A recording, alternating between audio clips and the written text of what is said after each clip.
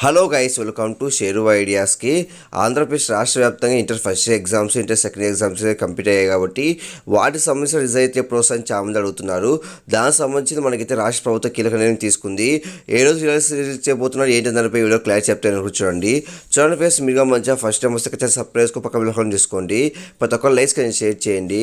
ఇంకా direct topic అయితే వెళ్ళిపోతాం. ఆంధ్రప్రదేశ్లో మనకైతే మార్చి 1 నుంచి ఇంటర్ ఫస్ట్ ఎగ్జామ్స్, మార్చి 2 నుంచి ఇంటర్ సెకండ్ ఎగ్జామ్స్ అయితే ప్రారంభమయ్యాయి. అలాగే మనకైతే మార్చి 19 ఇంటర్ ఫస్ట్ ఎగ్జామ్స్, మార్చి 20 ఇంటర్ సెకండ్ ఎగ్జామ్స్ అయితే కంప్లీట్ అయ్యాయి. మొత్తానికి అయితే రాష్ట్ర వ్యాప్తంగా inter first exams, inter second exams complete అయ్యాయి.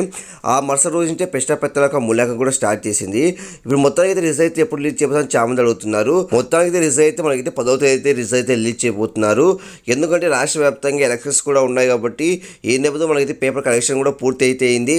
మార్క్స్ కూడా డిజిటల్ రూపంలో ఎక్కించారు కాబట్టి మొత్తానికి అయితే మనకి 10వ తేదీ ఉదయం 11 గంటలకి రిజల్ట్ అయితే రిలీజ్ చేయబోతున్నారు. కాబట్టి ప్రతి ఒక్క అయితే సిద్ధంగా అయితే ఉండండి. ఆ రోజు మనకి సప్లిమెంట్ డేట్ కూడా రిలీజ్ చేస్తారు.